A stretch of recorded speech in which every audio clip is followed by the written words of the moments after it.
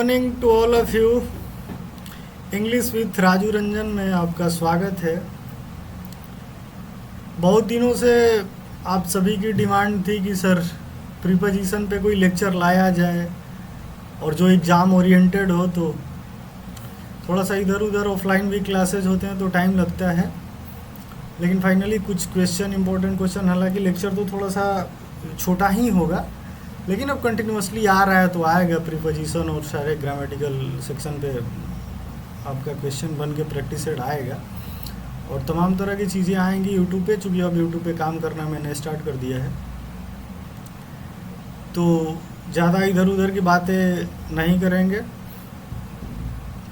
चलते हैं सीधा क्वेश्चन पे। और पहला क्वेश्चन है आपका, मीता इज़ म्यूजिंग, स्पेस है, उसके बाद memories of the past. Question आपका ये है कि म्यूजिंग जो है, इस म्यूजिंग वर्ड के साथ आप प्रीपोजिशन क्या यूज करेंगे? ओवर, एट, ऑन और ऑफ। आपके पास 4 ऑप्शन हैं और इसमें से क्या चूज करना है। पहला एक चीज़ और इसके लिए इम्पोर्टेंट है म्यूजिंग के लिए, कि म्यूजिंग जो है ना, ये एग्जामिनर के लिए काफ़ी जो है पसंदीदा वर्ड है, क्योंकि म्यूजिंग को वेरियस टाइम जो है एग्ज़ाम में देखा गया है। और म्यूजिंग के साथ साथ एक मेडिटेट आता है जिसमें बच्चे काफ़ी कंफ्यूज रहते हैं कि सर इसमें क्या हो सकता है मेडिटेट और म्यूजिंग में। जैसे जब म्यूजिंग याद करते हैं तो मेडिटेट के साथ भी एक ही सेम प्रीपोजिशन लगा देते हैं। तो सबसे पहले देखते हैं म्यूजिंग के साथ क्या होगा। म्यूजिंग के साथ आपका जो होगा ये ओवर होगा। ओवर जो ये पहला ऑप्शन है, ये पहला ऑप्शन जो है आपका ओवर, ये यही होगा म्यूजिंग के साथ। और म्यूजिंग के साथ साथ में एक मेडिटेट जो मैंने बताया वर्ड, तो मेडिटेट के साथ आपको ओवर यूज़ नहीं करना है, इस चीज़ का ख्याल रखना है और काफ़ी इंपॉर्टेंट है, इसलिए मैं बार बार इस पर रिपीट कर रहा हूँ कि म्यूजिंग के साथ आपको जब भी यूज़ करना है तो म्यूजिंग के साथ तो आपको ओवर यूज़ कर लेना है, लेकिन मेडिटेट अगर आएगा लगभग सेम ही सेंस रखता है, तो मेडिटेट के साथ आपको ऑन यूज करना है। मेडिटेट के साथ कौन सा प्रीपोजिशन यूज करना है? ऑन प्रीपोजिशन यूज करना है, ठीक है। तो पहला क्वेश्चन क्लियर है। देखते हैं नेक्स्ट क्वेश्चन क्या है। नेक्स्ट क्वेश्चन है, एक बार देखिएगा, today a student should be reconciled the way things are changing, ठीक है। तो रिकनसाइल का 2 मीनिंग होता है। रिकनसाइल का एक मीनिंग तो होता है पैचअप करना, जैसे लड़ाई झगड़े के बाद जो मैनेज होता है, जो पैचअप हो जाता है। तो एक तो रिकनसाइल का सेंस ये वाला होता है, और दूसरा रिकनसाइल का सेंस जो होता है वो होता है अडेप्ट करना, मतलब किसी चीज़ को किसी चीज़ से एग्री कर लेना, सहमति जताना।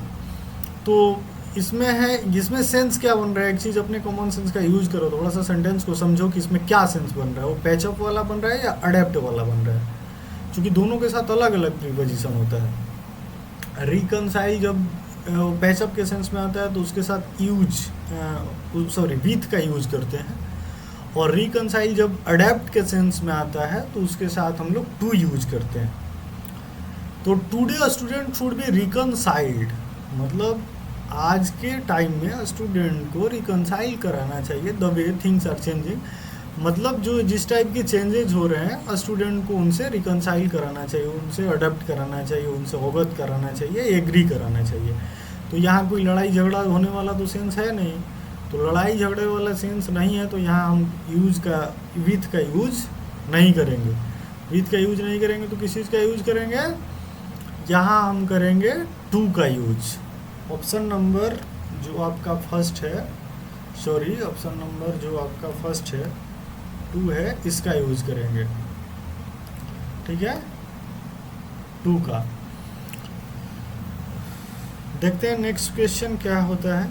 अगर इसमें कोई डाउट है तो आप कमेंट बॉक्स में पूछ सकते हैं। अगर किसी तरह का कोई डाउट है इस क्वेश्चन को लेके तो आप बेझिझक पूछ सकते हैं कि सर इस टाइप का डाउट है। नेक्स्ट क्वेश्चन देखते हैं। Aman's girlfriend is very indignant मी।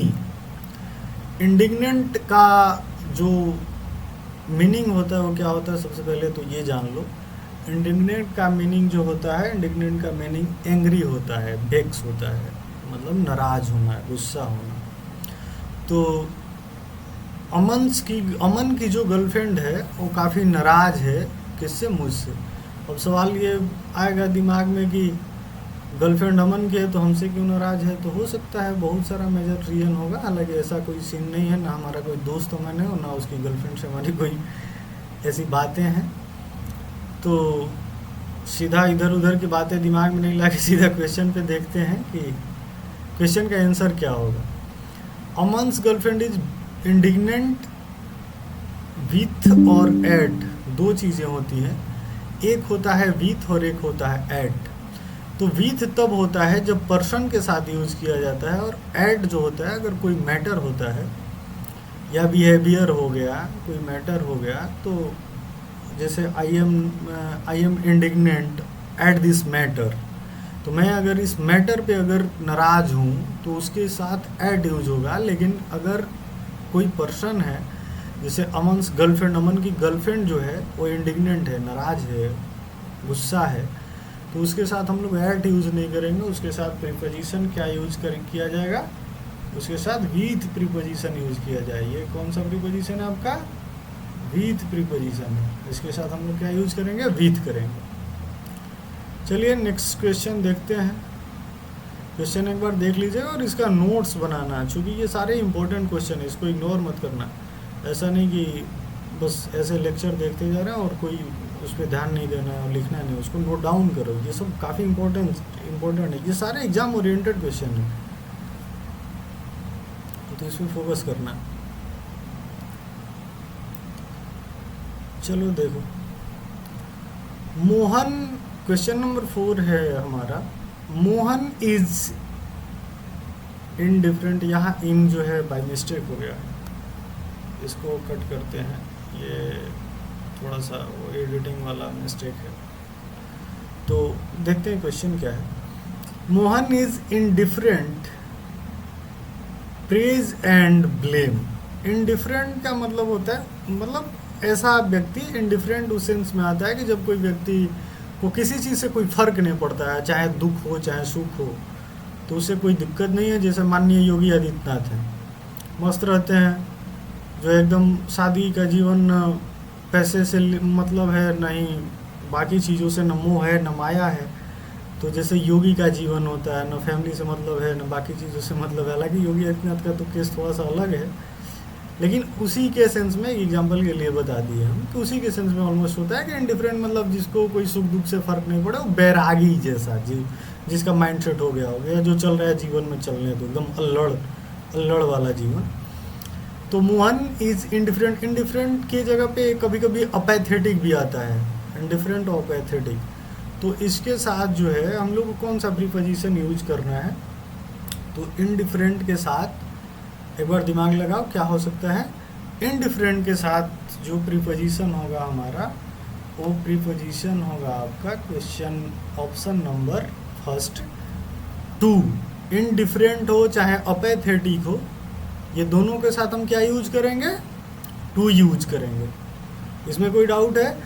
और इसमें बहुत वो सेटिस्फेक्शन वाली बातें नहीं है, चूँकि ये प्रीपोजिशन है, इसमें प्रीपोजिशन में मैक्सिमम चीज़ें रटनी पड़ती है, तो थोड़ा सा तो काम करना पड़ेगा, इसमें कोई डाउट नहीं है। अब मास्टर साहब घोर के नहीं पिला सकते आपको, तो इसके लिए इसीलिए बार बार बोल रहे हैं, इसको फोर्स कर रहे हैं कि इसका वो नोट्स बनाना, साथ में क्लास करना, नोट्स बनाना।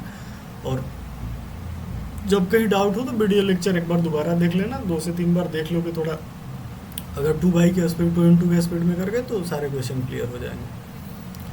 चलो देखते हैं नेक्स्ट क्वेश्चन, क्वेश्चन नंबर 4 तो हो गया।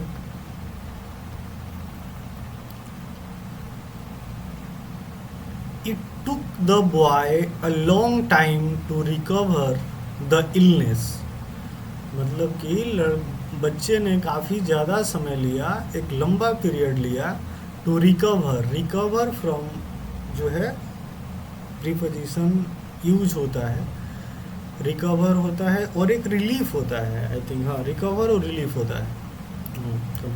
तो ये रिकवर और रिलीफ जो है दोनों लगभग एक ही सेंस में आता है। तो ये दोनों के साथ हम लोग जो प्रीपोजिशन यूज करते हैं, थोड़ा जल्दी जल्दी देखते हैं इसको, काफ़ी टाइम हो रहा है। तो रिकवर और रिलीव के साथ हम लोग क्या प्रीपोजिशन यूज करते हैं, हम लोग फ्रॉम प्रीपोजिशन यूज करते हैं। इसमें सारे जो है ये विथ और टू और बाय ये गलत है, ये फिक्स प्रीपोजिशन है। रिकवर जब भी आएगा, अगर किसी सेंटेंस में रिकवर दिखता है तो इसके साथ हमेशा हम लोग क्या यूज करेंगे, फ्रॉम यूज करेंगे। Confirm. It took the boy a long time to recover from the illness, मतलब काफ़ी ज़्यादा समय लिया लड़के ने, बॉय ने, रिकवर करने में इलनेस से। ठीक है, चलिए नेक्स्ट क्वेश्चन देखते हैं। क्वेश्चन नंबर 6 है आपके स्लाइड पे। He congratulated me on my success, at my success, over my success, for my success. तो एक होता है कॉन्ग्रेचुलेट और एक होता है कॉम्प्लीमेंट। एक कॉन्ग्रेचुलेट होता है और एक कॉम्प्लीमेंट होता है। तो दोनों में जो है ऑलमोस्ट सेम ही प्रीपोजिशन यूज होता है और दोनों ऑलमोस्ट सेम ही सेंस में आता है, कॉन्ग्रेचुलेट हो चाहे कॉम्प्लीमेंट हो। तो इसमें बताना है कि इसमें कौन सा प्रीपोजिशन होगा। अगर कुछ आइडिया है तो बताओ, कमेंट बॉक्स में कमेंट करो। अगर नहीं पता है तो एक चीज़ को समझो कि ही कॉन्ग्रेचुलेटेड मी, मतलब उसने मुझे बधाई दी। और किस पे बधाई दी, मेरी सफलता पे। किस पे बधाई दी, मेरी सफलता पे, मतलब मेरे सक्सेस पे उन्होंने क्या किया, बधाई दिया। तो इसके साथ जब भी हम लोग प्रीपोजिशन यूज करेंगे तो इसके साथ हम लोग क्या प्रीपोजिशन यूज करेंगे, ऑन प्रीपोजिशन यूज करेंगे। चाहे कॉन्ग्रेचुलेट हो और चाहे कॉम्प्लीमेंट हो।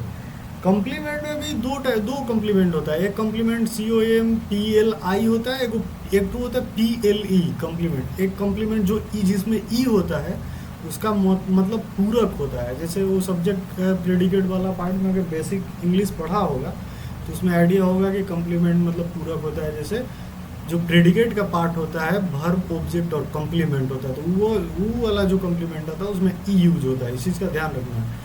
और एक कॉम्प्लीमेंट जो होता है, जब हम लोग किसी पे कॉम्प्लीमेंट पास करते हैं, कॉम्प्लीमेंट देते हैं, तो वो कॉम्प्लीमेंट होता है। तो कॉन्ग्रेचुलेट और कॉम्प्लीमेंट के साथ हम लोग क्या यूज करेंगे, उसके साथ हम लोग ऑन यूज करेंगे। क्या यूज करेंगे, ऑन यूज करेंगे। ऑप्शन नंबर 3 आपका आंसर होगा। चलिए नेक्स्ट क्वेश्चन को देखते हैं। हमारे PC में चार्ज भी कम ही है, तो थोड़ा जल्दी जल्दी ही इस लेक्चर को ख़त्म किया जाएगा। The product must cater requirements of customer, मतलब कैटर का सेंस फुलफिल से ले सकते हो कि जो प्रोडक्ट है, जो प्रोडक्ट आ रहा है मार्केट में, वो जो है मतलब फुलफिल होना चाहिए, सेटिस्फाइड होना चाहिए, या मतलब ज़रूरतों को पूरा करने वाला होना चाहिए। रिक्वायरमेंट ऑफ कस्टमर, जो कस्टमर का रिक्वायरमेंट है उसको मतलब ज़रूर पूरा करना चाहिए प्रोडक्ट को, मतलब उसी टाइप का होना चाहिए। समझ रहे हो। तो एक कैटर होता है, कैटर का ही सेंस होता है फुलफिल का, लेकिन डिफरेंस है दोनों में। कैटर के साथ अलग प्रीपोजिशन यूज करते हैं और हम जो फुलफिल के साथ अलग प्रीपोजिशन यूज करते हैं।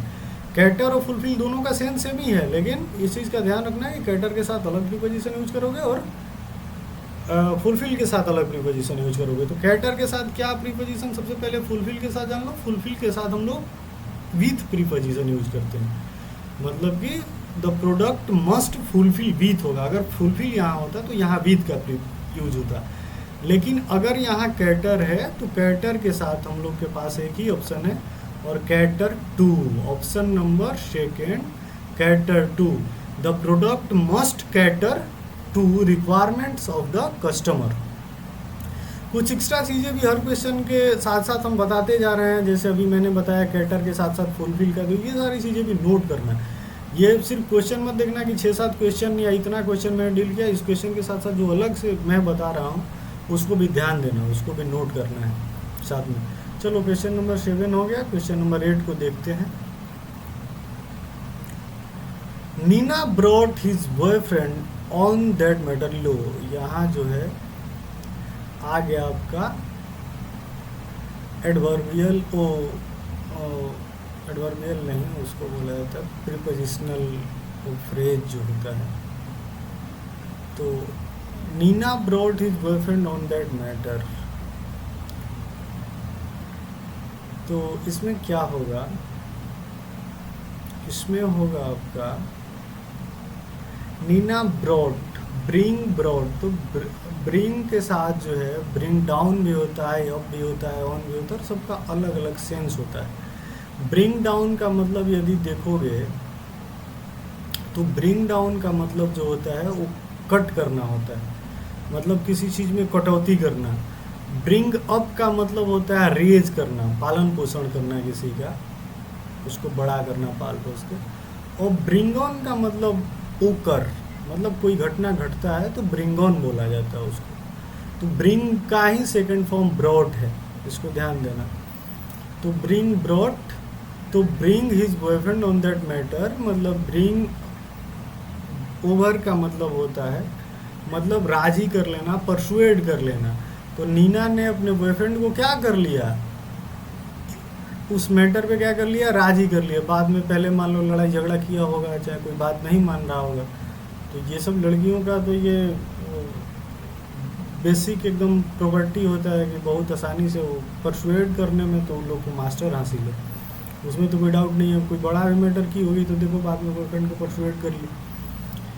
तो क्वेश्चन यही है कि Nina brought his boyfriend on that matter, Nina ने अपने बॉयफ्रेंड को परसुएड कर लिया। मतलब इसके साथ आपका जो ऑप्शन होगा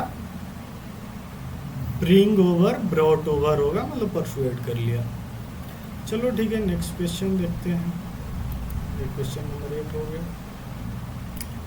we all are pleased his behaviour. Please मतलब जो होता है मतलब खुश हैं, और सेटिस्फाइड है। प्लीज ये हो गया।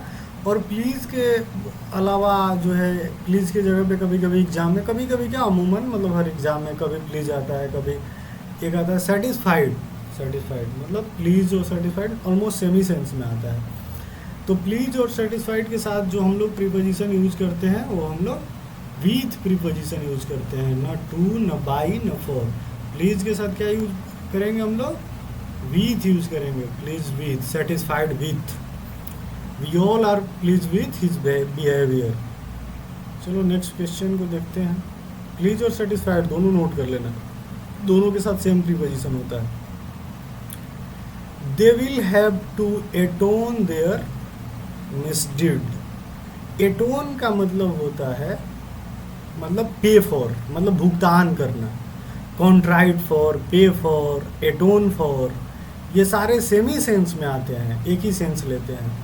तो चाहे एटोन आए, चाहे पे आए, चाहे कंट्राइट आए, कंपनसेट आए, तो ये सारे जो हैं अपने साथ क्या प्रीपोजिशन यूज करते हैं, ये अपने साथ फॉर प्रीपोजिशन का यूज करते हैं। और सिर्फ एटोन नहीं, कंट्राइट हो गया, पे हो गया, कंपनसेट हो गया।